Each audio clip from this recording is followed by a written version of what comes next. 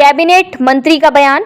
मैनपुरी में आज प्रदेश सरकार के कैबिनेट मंत्री और मैनपुरी सदर से बीजेपी विधायक जयवीर सिंह ने आज कृषि केंद्र पर चौधरी चरण सिंह के जन्मदिन पर किसानों की कार्यशाला का आयोजन किया, जिसमें मंत्री जी ने कहा कि रामलला के दर्शन के उद्घाटन के मौके पर समिति जिसको बुलाएगी वह जाएगा। अगर समाजवादी पार्टी को निमंत्रण मिला होगा तो उनका काम है जाए या ना जाए। जब संसद ने सांसदों का निलंबन पर बोले कि जब यह सदन तय करेगा कि निलंबन किया जाए या नहीं, जबकि लोकसभा स्पीकर ने स्वयं खेद व्यक्त किया है कि हमको अफसोस है कि यह कार्यवाही हमको करनी पड़ रही है।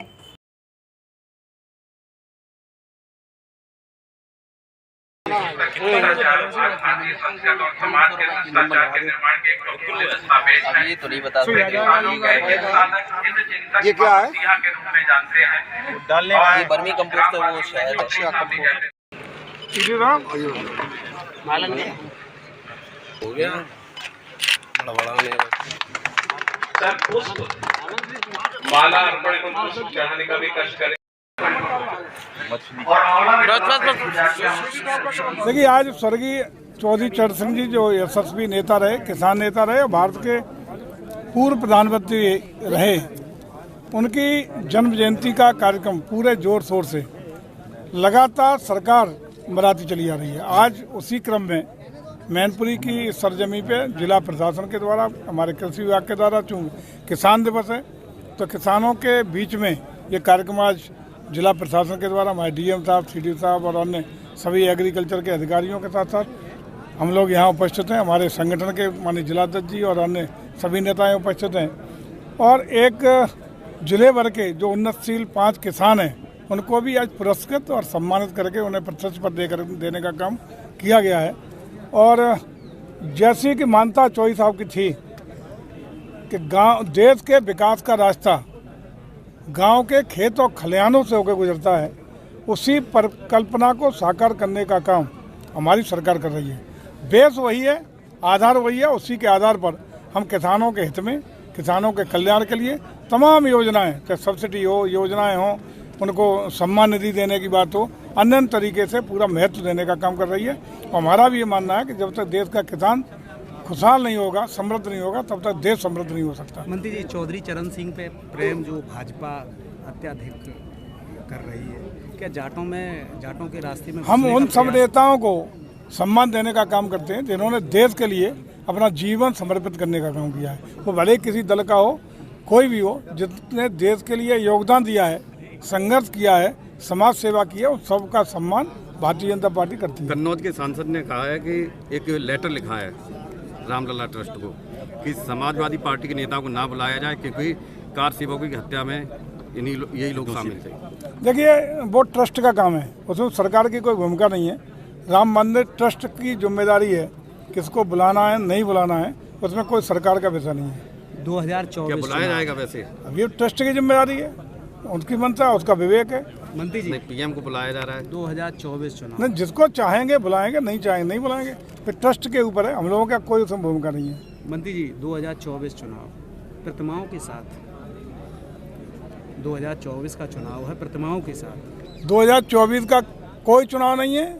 आदरणीय मोदी जी की हैट्रिक बनने जा रही है, प्रचंड बहुमत से 400 सीटें ले आएंगे और पूरे देश का जो 5 राज्यों का भी चुनाव हुआ है उसमें साफ हो गया है, देश की जनता ऐसे मोदी जी को तीसरी बार प्रचंड बहुमत से प्रधानमंत्री बनाने के लिए पूरी तरह तैयार खड़ी है। बड़ी संख्या में सांसदों का निलंबन, विपक्ष का धरना प्रदर्शन, कैसे देखते हैं आप इसको?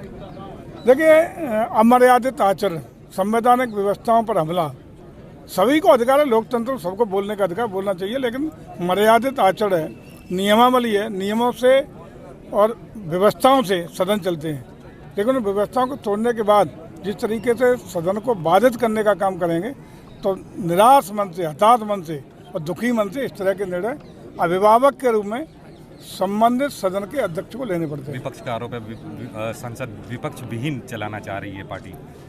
क्यों चलाएंगे? हम लोग तो लोकतंत्र का सम्मान करते हैं, संविधान का सम्मान करते हैं, उसी आधार पर करना चाहते हैं। अध्यक्ष जी ने खुद भी कहा है कि अभिभावक के रूप में ये निर्णय दुखी मन से मुझे लेना पड़ रहा है, व्यथित हूँ मैं, क्योंकि कोई भी लोकसभा अध्यक्ष हो, राज्यसभा का अध्यक्ष हो, सभापति हो या विधानसभा अध्यक्ष हो, सारे सदनों का अभिभावक की भूमिका वहाँ के सदन के अध्यक्ष की होती है, सभापति की होती है, और सभी सदस्यों की मान सम्मान की जिम्मेदारी उनकी होती है। लेकिन अमर्यादित आचरण, नियम विरुद्ध आचरण, जो एक नियमावली से सदन चलता है, वो हल्ला थोड़ी है।